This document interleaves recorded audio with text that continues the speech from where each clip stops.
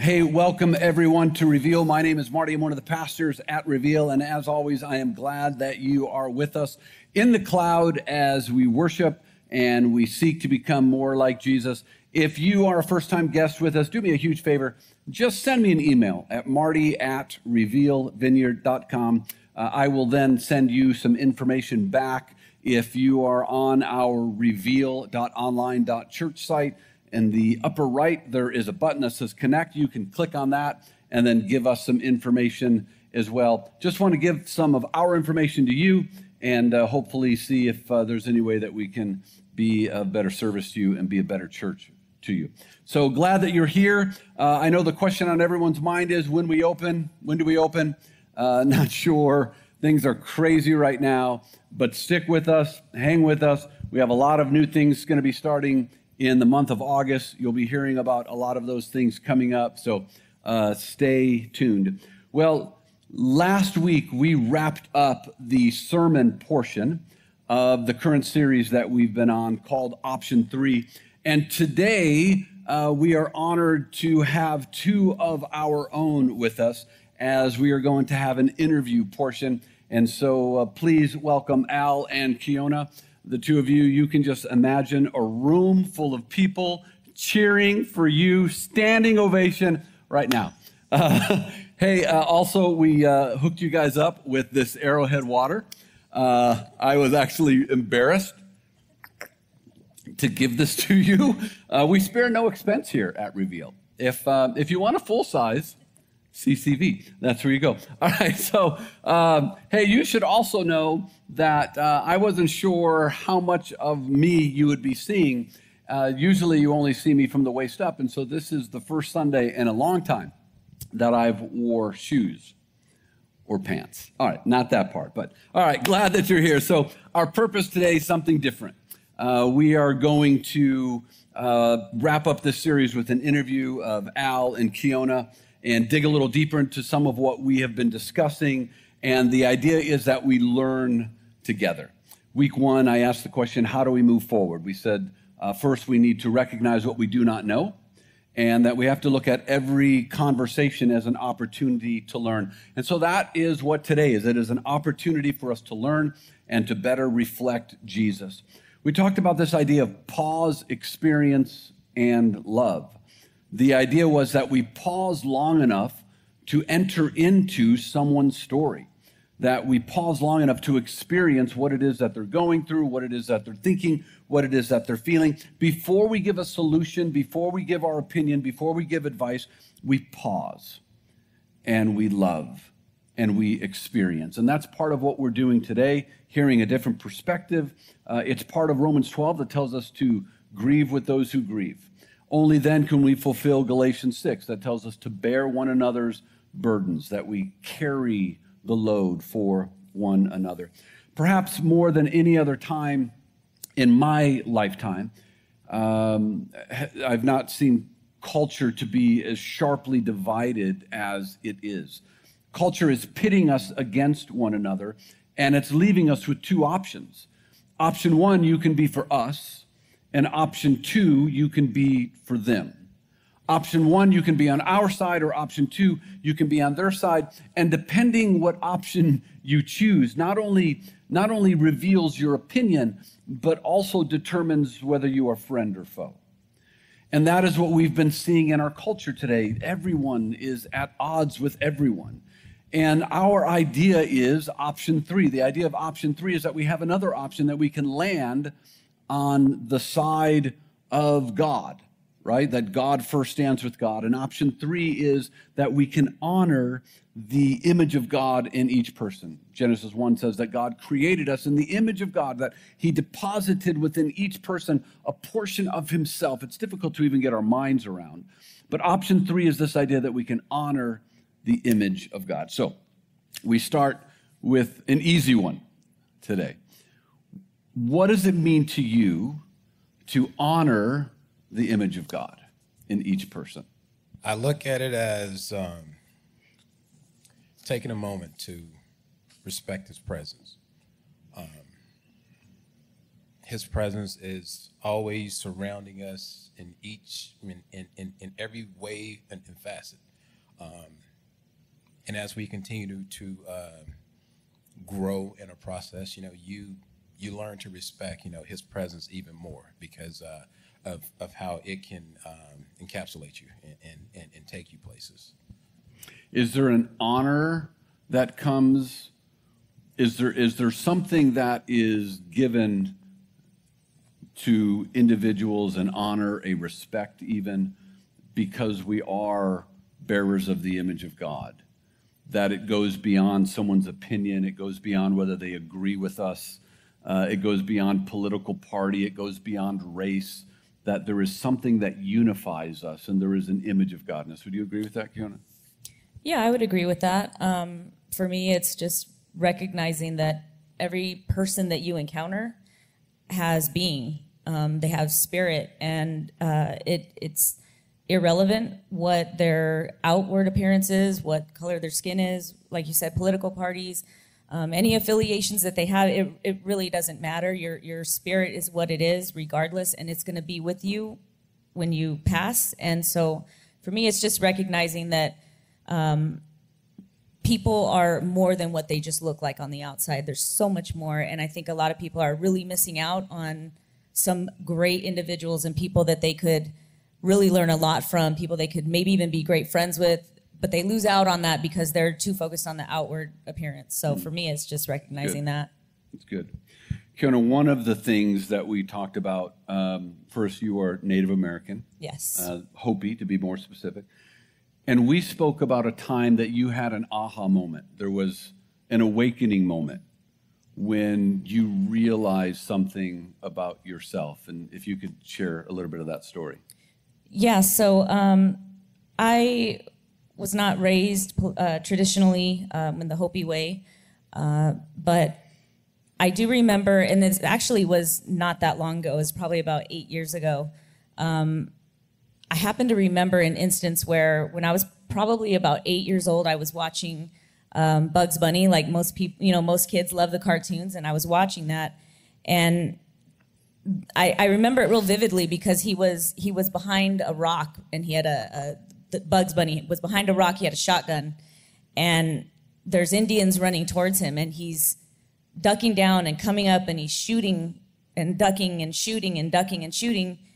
And he's got this chalkboard next to him, and he's making little tick marks as he's doing that. And he's singing 1 little, 2 little, 3 little Indians. And then he stops and he goes, he kind of erases half of the tick mark, and he says, "Oh, that one was a half-breed." And I remember laughing and thinking it was funny. And it wasn't until sometime in my mid-30s where I just happened to come across that cartoon. I don't even remember how.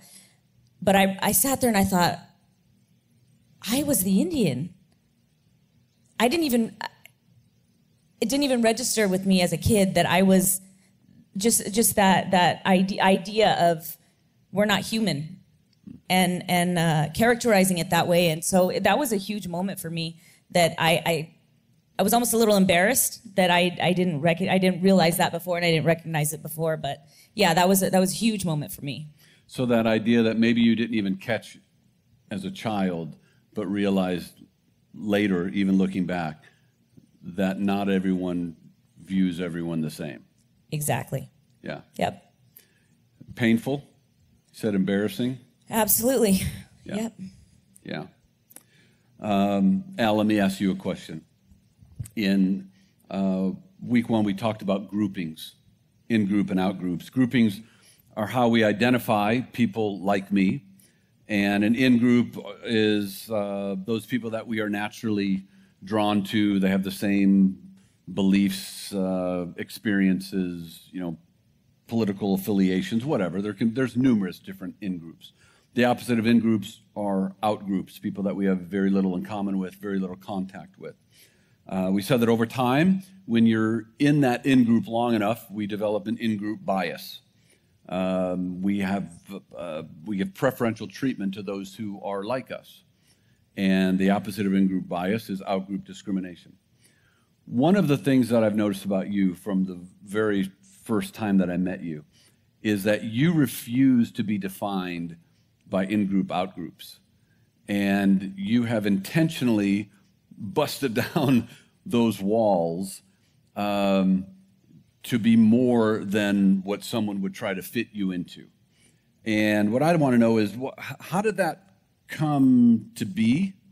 And what is your thinking behind it? And am I right in assuming that? Yes, you are. This stems back roughly almost 15 years ago. It was a conversation that I had with my wife. At the time, she was someone who I was pursuing, and one of her favorite lines was, whatever she touched will turn to gold, or no matter what happens beyond that, she'll always leave a mark. And that stuck with me. Not only did it stuck with me, I pursued it more and made her my wife. But as we continued to grow together, through conversations, she helped me through a lot of dark moments. From seeing myself as different, seeing myself as troubled. You have a past. Have a past, yeah. Seeing myself, in that light, in that viewpoint. But her words have always inspired me to do something better, do something different.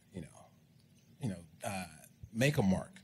And then, as years went by, we began to study together. And as we studied together, she continued to have very strong and positive words that really stuck with me. And from that point, it really started to sink in. We went through some more training. We did more studies and so forth. And that took us down a journey to create this thing. Well, to understand, we have an identity that we learn to attach ourselves to. And I learned to attach myself to a higher source than what was always being placed around me. And from that point, and that source, for people that are going to wonder, is Jesus. I know it's Christ, yes. Without exception. So don't send in an email. Right. We learn to attach ourselves to Christ, and Jesus has, he's walked us through many trials and everything, and as we continue to grow, my identity began to get stronger. I start recognizing myself as a child of Christ, child of God, and that's how I continue to walk and present myself, and that kind of carries me to where we are today. Everywhere that my family goes, we make it an intention to leave a mark on whomever we meet, whether you are, whatever, we make it a point to leave a mark. Everywhere we go, it's our mindset to leave a mark, leave an impression on someone that will always carry them forward. Yeah. So that's kind of where that started, and that's how it has encapsulated me as an individual, where it's an intentional move now. You're taking that identity in Christ anywhere and everywhere. Anywhere and everywhere. Yeah. So one of the things that I asked Al was, when you came to Reveal, what was your experience? And he said, very welcoming. We felt welcomed right from the get-go. And then he said, but we also came in with the idea to leave a mark. To leave a mark. And I don't know if I met you the first week, second week, but shortly after, whenever Yes. I met you, I remember thinking, those guys did something here. They're not even part of us. You left a mark, even Yes. when you were visiting. Of course, now you're leading groups and spoke on a Sunday, and you've left a mark. Your entire family has. And that's birthed out of an identity, Yes. is what you're saying. That's what it is, birthed out of an identity. That's strong. That's strong. Let me ask you this, Kiona. And this part is not meant to stir up any type of hostility or anger. It's not criticizing our country, so peace be with you. but there are some stained pages on the history of our country where assimilation was the standard operating procedure, well, whether willingly or by force. Yes. Mid-1860s, re-education schools were started. Children were taken from their homes, put into schools. The phrase "kill the Indian, save the man" became the call. And in one of our conversations, you mentioned your struggle with losing your culture. And you said something that was very profound to me, where you said, "I have become what they wanted." What does that mean? Well, like you said, the intention with residential schools and boarding schools was to kill the Indian, save the man. And when these kids were taken from their homes, they were put on trains that they'd never seen before, they'd never experienced. And you're talking elementary kids. Put on these trains, taken to a place they'd never been to, taken off military style, filed in, loses their traditional clothing immediately, and then straight to getting their hair cut. And in indigenous cultures, the hair represents, it's a very sacred thing. And to cut the hair and lose the clothes was to lose an identity. Immediately to be told that your language is not acceptable, your culture is not acceptable, it's wrong, everything about you is wrong. These kids begin to get confused. And so when I looked at that, the goal was for us to not even be here. That was the original goal. But the ones that they would allow to be here needed to be like them, like the culture that was established already. And assimilated into white culture. White culture, yes. Assimilated into white culture. And so when they thought the ones that we're going to allow have to be like us, right? So that was the ultimate goal. And after generations of intermingling, hopefully, with other even white people, that eventually the culture would die out after generations. It would just kind of get diluted. And when I sat there and I thought about that, being that I didn't grow up traditionally Hopi, and in fact, I would go there in the summers and I would go to the reservation, I'd see the dances, I'd see some of the culture, but I didn't really know a lot about it. My grandparents were from there, from the reservation. They spoke Hopi. They didn't even know English until probably sometime in their 20s. But somehow, just 2 generations over, I didn't know anything about it. And so when I looked at that, I thought, I am the epitome of what they were trying to do. That's a very hard thing for me to look at and tell myself that what was created, the goal of those residential schools is sitting right here. And that's a really hard thing to wrap my mind around, because I've lost a lot in that. There's things that I will never know. There's experiences I will never have. And it's a really difficult thing to wrap my mind around. You were saying that there are parts of Hopi culture that are so sacred that there were things that only the men knew. There were things that only the women knew. And those things are dying. Yes. Yeah. Yeah. And it's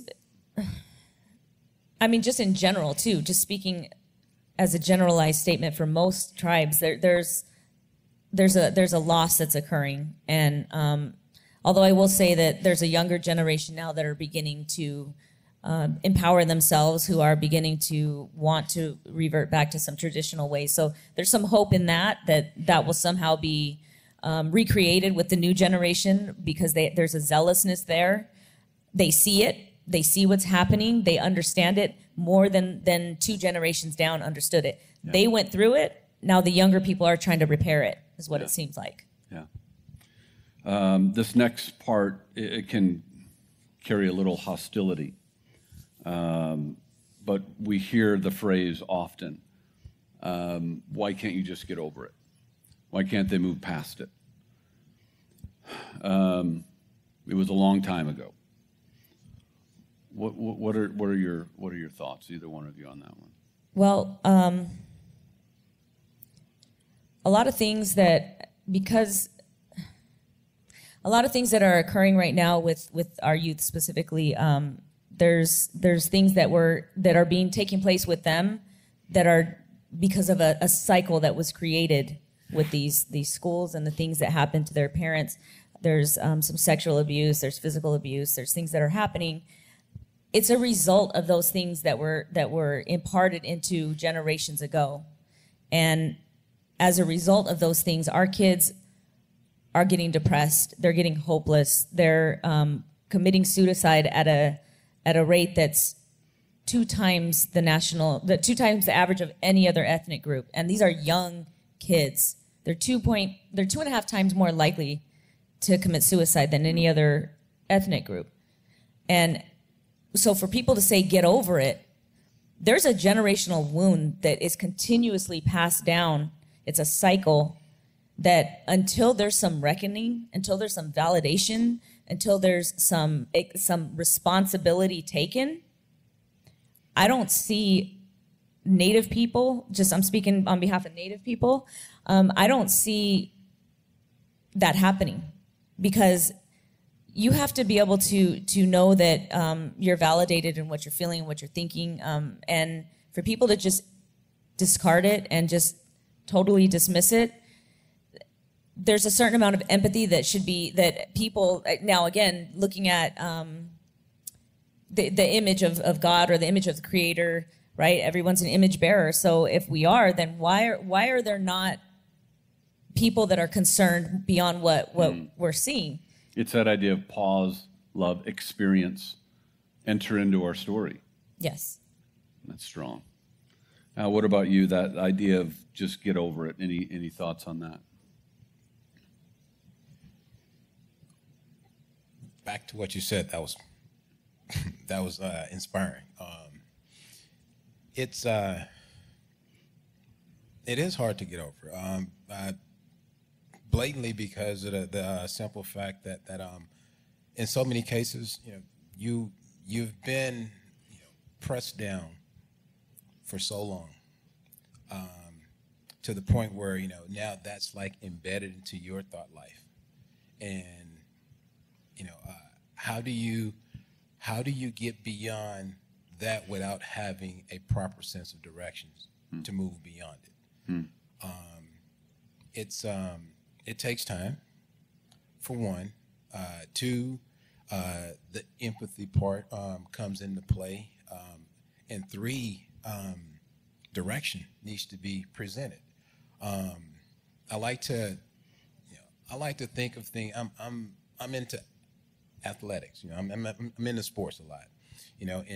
And as I hear that question, I picture moments of being, in practice where, you're trying to get up and the coach is pushing you down, is holding you down. It's like, no, get up, and he pushes you back down, and you're at this point where it's like, you have a choice to make, or you continue to let that, build up in you where it's like, what, I just give up, and I'm just gonna lay here. It beats getting up again. But then, you can shift your perspective and use, those measures to continue to strengthen yourself to the point where, you're no longer pushed down, and honestly, I mean, that's kind of where things lie today. You've used those measures to build some sort of resistance to where, I can't be pushed anymore. I like when we were talking about that, and you gave that idea of somebody continue to push you down, and then eventually your perspective changes, and it's the idea of I won't let you keep me down. Right. And I know that's kind of a raw topic. I appreciate both of you sharing on that and what that means to you. Let's move on to another question. Kiona, this one will direct toward you. Institutionalized racism is when one group holds another group down, keeps access from education, healthcare, jobs, such like that. Internalized racism is when an individual begins to believe what has been said about them. We know that if a child is told the same thing over and over and over again, eventually they begin to believe that. There is a turning on yourself, right? You begin to hate who you are. That God image in you is denied even within the individual. And many would say that internalized racism is the most difficult to overcome because it's so embedded in the individual. You've recently started a not-for-profit called Hopi Relief. Yes. And you are now doing a lot of work on the reservation. I know it started because of what was taking place. The COVID-19 coronavirus was sweeping through the reservations and they were getting very little assistance. So you've been spending more and more time, just got back today from another trip. Yes. This idea of internalized racism, do you see it? Is it possible that you've been told something for so long that you just abandon hope, that you just give up, you believe what is being said about you? Yeah, I think that does happen. Going out to the Hopi Reservation, what I will say, and to be clear on that, is Hopi people, the Hopi people are taught to be humble. That's the way of the Hopi, is to be humble, to cultivate the earth, to live in balance, and as part of their creation story, that they understand that their life was destined to be difficult, to be hard. So they're okay with that. And I say they simply because I don't live there and I have never lived there. So that's the distinction there. But so I will say that being out there, there's a certain amount of, you can look at it and say, well, there's no running water, there's this, there's that. But I will say that part of that is a choice in terms of trying to live as close to ancestral generations as possible. They want to live and continue as closely as they can to the way that our ancestors lived for thousands of years. So some of it is a choice in terms of that goes. Yeah. But there are those ones there that you can tell that you can see it in some people. Like literally, you can just see the difference between someone who's there, who's happy, who's living the Hopi way, and someone that's there and they just look lost. You see them scattered throughout the reservation. But what I will say is, I almost think you see it more in the city, the urban natives, the people that leave the reservation and come here. I tend to see that more here because you got to think that they were born and raised and lived and taught a Hopi way, a certain identity, and they've left that behind because there's none of that here. So they've essentially rejected that. And when you reject it that deeply to where you leave and you just cut ties, that to me is like an outward expression of internal racism because they don't want any part of it. There's so many stereotypes attached to Native people with drunk Indians and the jokes and things that they begin to I've seen many that just, my family included, affected with alcoholism big time. And it's just a really sad thing because it's almost like these things that have been said, even outwardly, that you hear, you become. And so I don't know. I think I tend to see it more in the city, actually. Interesting. Yeah. Yeah, interesting. Al, any thoughts on that one? You can pass. He's going to pass. Okay. Al, next question goes to you. 8 weeks ago when we first met at Panera.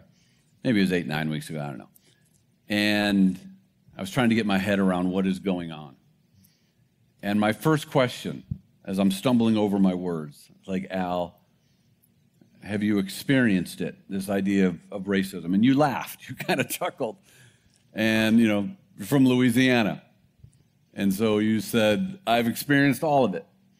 And then we got into the conversation a bit more, and I said, I was asking you, Al, what do we do with people who don't see it? What do we do with people who don't care? What do we do with people who think it's being exaggerated? What do we do with people who want to live in their hate? And you gave me an answer that shocked me and almost left me speechless. So what do we do with people who don't get it, don't care, want to live in hate? We continue to love them. Yeah. Bottom line. I wet myself when you said that. That's a hard lesson that I had to learn. Being from where I came from and the experiences that I've had to shake in life, that was my escape. I released it. Again, this goes back to those conversations with my wife. Yeah. I mean, she brought a lot out of me. She inspired me. She taught me a lot. And she got me to face a lot of demons that I had shelved in the closet. And, her one thing was, you got to release it, and in releasing it, it was back to, you got to just show them love. And from that, it was something that it took some time to wrap my head around. I'm not used to, being that way. I'm used to addressing things with my hands. Yeah. And that was my way. That was my walk. But her thing was, you have to continue to love them. And there was an experience that she walked me through that and showed me, what she meant. There was a time on my job where, I was facing a lot of opposition as I continued to grow up the ranks and everything. And I had, I was faced with some detrimental stuff. And the individuals, who presented those things, they just kept coming one after another, and pushing buttons. I don't like my buttons pushed, and I was always on this responsive thing all my life. My mom taught me this thing of 3 strikes, and I do the first 2 and I'll provoke you on the 3rd just to get that one, but in this moment, my wife walked me through, how to just continue to love them. So every day, every time she would come up to the office to visit, she would just seek the individuals out and be like, hey, how was your day? And just, just pour it into them, man, you look good, and things like that. And that just took me like, wow, and as that time continued to go on, I witnessed a change in that individual, that really impacted me. And the impact that it left on me, and it encouraged me to look at life completely different from here on out. Yeah. And, just by a spark, because she didn't experience none of this stuff that I experienced, she just showed me how to show people love. And I continue to do that today. Even with some of the folks that really, cross me. That's part of leaving your mark. That's it. And it's taking me places that I have never dreamed of being. Yeah. And I can only accept that through what God has gifted me. Yeah. He has gifted me with the measure of experiencing his love by releasing forgiveness of others. Yeah, that's good. And man, that has taken me places that I could have never imagined going back. That's good. To what I used to be. So is it fair to say that Jesus saved you first and your wife saved you second? Honestly, it is. Because to be honest with you, I was in pursuit of him prior to her. That was part of my move to Arizona. I was in search of God. I just said I needed something different because where I was going and what I was experiencing just wasn't going to get me where I thought Christ was. And so I up and left 20 years ago. Yeah. From Louisiana, and just left everything and just came out here. And life goes on, and I found Christ and planted myself. I become rooted as, And I look at it, like the root system of a palm tree. It grows deep, embed itself deep into the ground to where storms and winds comes. It may bend, it may sway, but it'll stand again. Yeah. It won't be uprooted easily. Yeah. So that's kind of how I continue to live my life, and hopefully my roots continue to spread wide now, so I can attach to others and show them the same love that I've experienced through Christ, and that's just it's just taking me places. Yeah. So you've that's made where that choice when you look over the arc of your life. Love, forgiveness was key. Letting go. Let it go. Letting go. I that was a decision that I made. And it's not a decision that's easy for everybody to do. I mean, everybody has different levels that they impact life on. And I found that you have to impact life on the level that you're at. Yeah. And I was at that level at that moment in time, left a mark. Yeah. God has brought me to another space in time, and now it's my responsibility to continue to do what He has called me to do, and that's leave marks. It's good. Kiona, we talked about this, and it's fair to say, because we've talked about this, you're working through this thing of forgiveness. You're struggling, and as we had the conversation, one of the things that I reminded Kiona about was the hill we die on, to leave the mask, which is ironic today.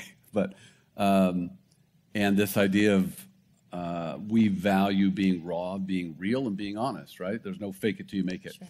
And as we talked about that, I heard you over the phone. You kind of took a breath.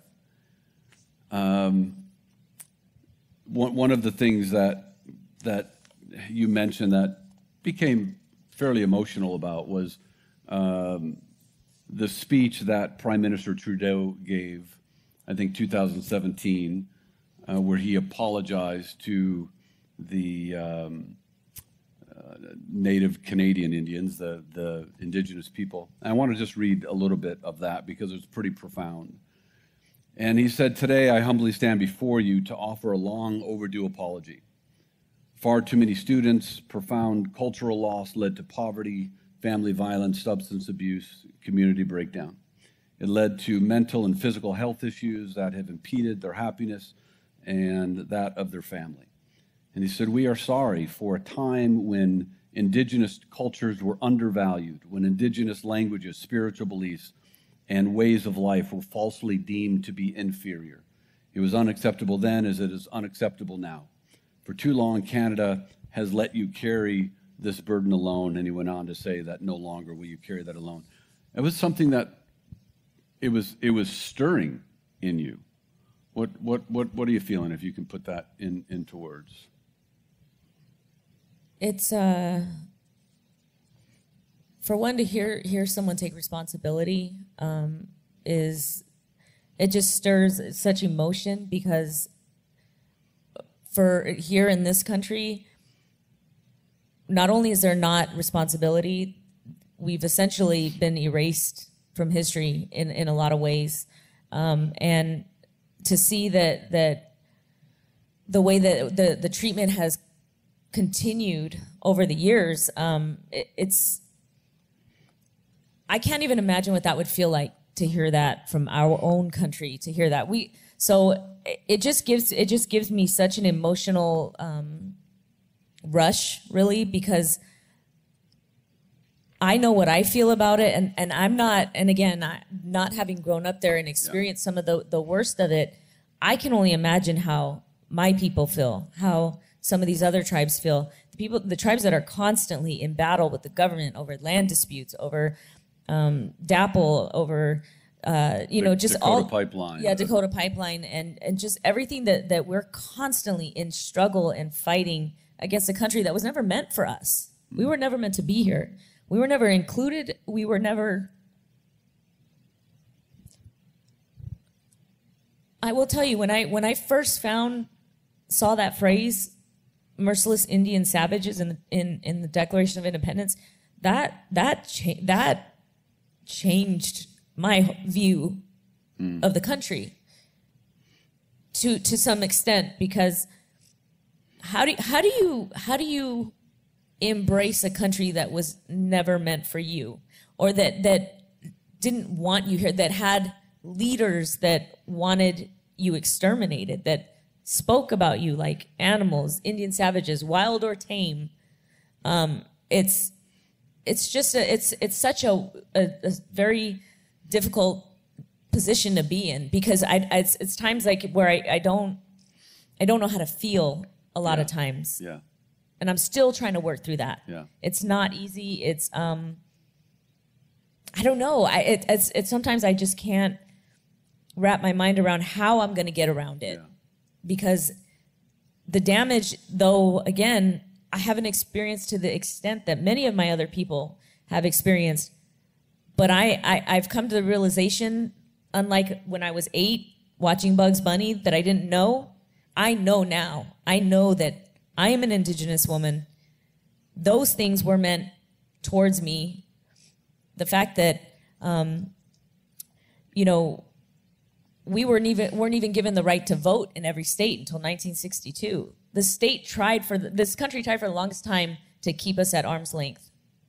And it's just hard for me sometimes to work through it. And it's difficult. I will tell you, it is difficult, especially now, the way things are going right now, and the narrative that we're living in. Yeah. It's gotten harder for me. So I don't know. It would be incredible to see some responsibility taken for that, or even acknowledgement. Honestly, you don't even have to apologize. Acknowledge it, at least at this point, because there's not any of that either. Let me address the church. I know some of that is difficult to hear, and I know some of you are a little angry right now. Remember, we're trying to learn and trying to hear another perspective. That phrase of just get over it, it's not that easy. And one of the things that I appreciate you being raw and honest. It's what we are as a church. And there is a sense of beauty in the struggle, right? I never want us to be a church that just presents the people that have made it. There's a beauty in the struggle, because on one level or another, in one way or another, we're all struggling with something. And so I appreciate you being honest. Now, I'm also going to ask, don't send emails to try to fix this or anything, okay? Just don't, all right? Yeah, just don't. Have grace. Now, I'm going to shift gears a little bit. Sure. I wasn't necessarily planning on this, but I just feel I should.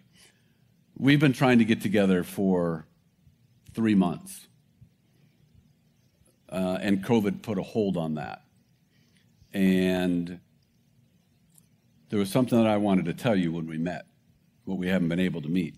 Mm-hmm. And I believe, I'm old, my memory's bad, but I believe 3.5 months ago I even told your husband, okay, Danny, this. And the first thing I was going to tell you is that there's a voice in you that's waiting for permission to speak.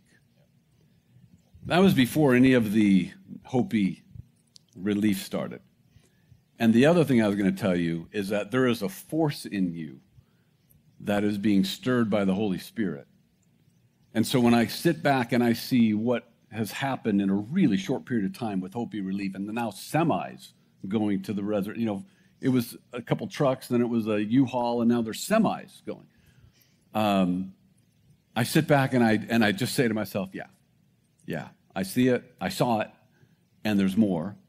And I say this gently, when you get around the forgiveness part, and I know you will, it's going to be like Spinal Tap. You're going to be turned up to 11. And there's some really powerful stuff that's going to be coming out of you. And so I don't mean to embarrass you on that. I hope that's okay. Embarrassed is not what I'm feeling right now. So all right, I will leave it at that with you. Last question. Last series was on this idea of brothers and sisters keeper. Final words. What does it look like today? What does it mean today to be my brother's keeper? What does it mean today to be my sister's keeper? What responsibility do we have to one another? Go for it. All right.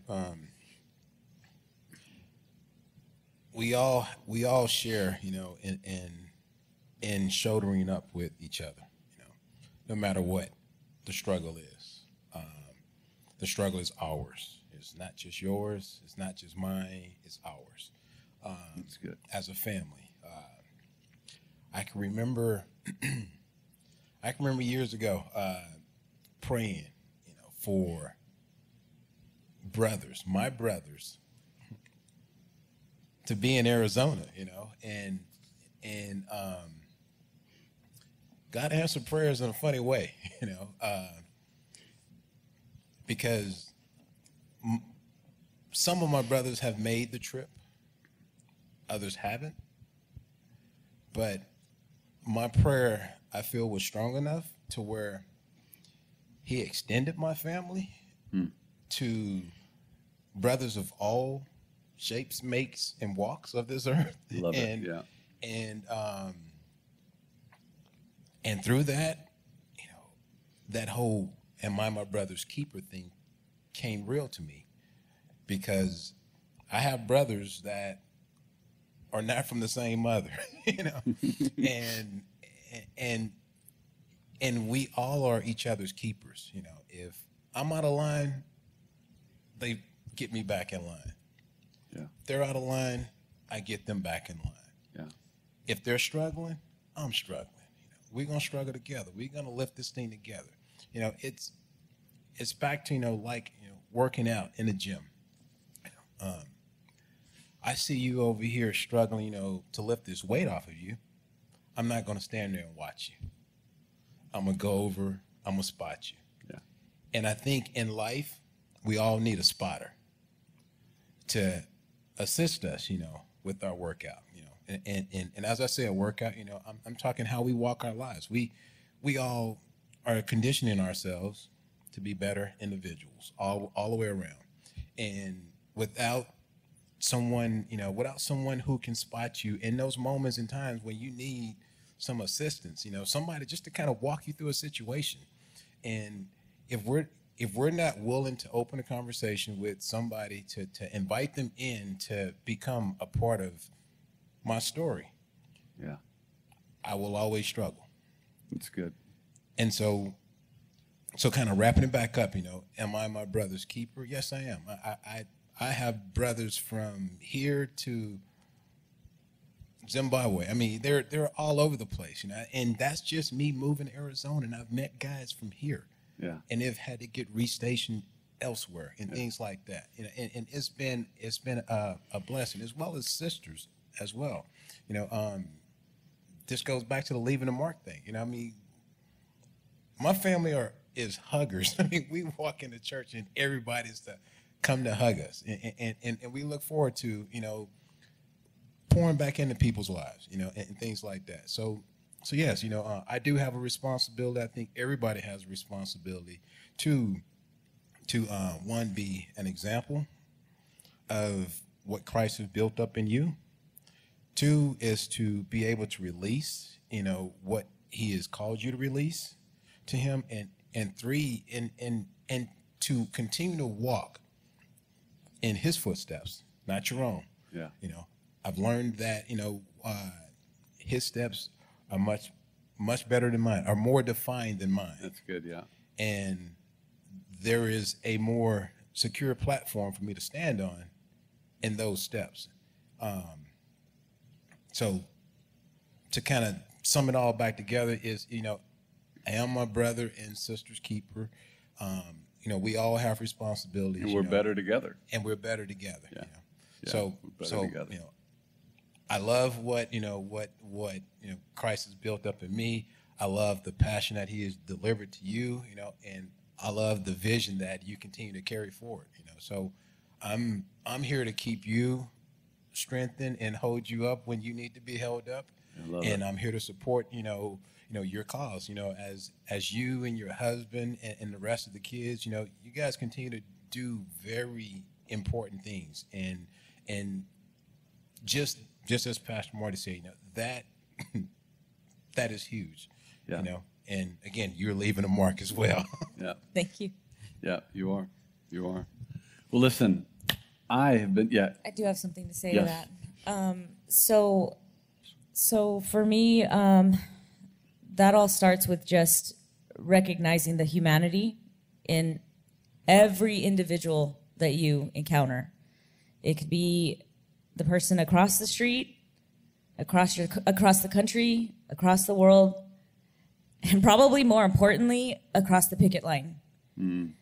Those people that you encounter that are different or in opposition of you, if you can first see the humanity in who they are before you do anything or see anything else, I think that would drastically change the narrative that we're living in right now. I think that's where we've gone wrong, is people have just begun to just see the outward. They've seen the yelling or just the opposition, people not agreeing. And I think it's really, really failed us that we no longer see people as people at this point. So we see their position and not the person. Yes, yes. And then I would also say it's on us as individuals to educate ourselves when necessary. So if there's an issue, if there's something going on in the world, look, we all get our news, I think it's safe to say, from a media outlet. And I know there's people that have differing opinions about certain outlets. I mean, you could get it from the big ones. You could get it from some small independent blog. I mean, we all get our news from somewhere. But my point is, whatever you're choosing to feed yourself with, make sure that you're getting all the facts. If you're truly wanting to view people and care for your brothers and sisters, if you truly view it that way, then you should be taking it upon yourself to go and make sure that you're having all the facts and the things that surrounding an issue. Don't just rush to judgment. Don't just choose a side. Don't just, you know what I mean? Don't do any of those things, because when you do that, you've already started building that wall. Yeah. And you have to go back to recognizing humanity in people. Until we do that, I think we're in a rough place. But for me, that's what it looks like. I'm hoping that people will begin to do that and to see what the damage is when we don't do that. And, hopefully things will just begin to improve at some point when people start to realize that. I think whenever we label someone, we can never love them above that label. Yes. Whatever it is that we assign to them, we'll never love them above Absolutely. that label. Well, listen, I was nervous about this and how it would go. I have been just blessed today. It is, in my opinion, I don't know about the rest of the church, but forget about them. It has been exceptional. I enjoyed speaking with you and dialoguing with you, and I am honored that you took the time out to speak with our church about some things that I know are difficult and very close to you. And together, we are better together. We learn, and we will better reflect the image of Christ, because that's what we're all looking to do, right? And so my gift to you is you're going to get a first run Reveal t-shirt. Yes. Because I had to make up for this little water. Yes. So I'll take it. This shirt does come with some stipulations. First, you have to wear it. Okay. And second, you have to work it. I don't even know what that means. I don't know what that means either. Have to, okay? I was going to ask you, what does that mean? I don't know what it means, does it Al. look like? Look, you're going to have to work it when you wear it. So I'm honored that you both came. And I thank you both. Let me just pray for us and we'll close it out. Lord, thank you for, first, just thank you for a Reveal family that can gather and talk and be honest and share openly. And thank you for a church that is loving and compassionate and is kind and embracing and allows us to be where we are on our journey.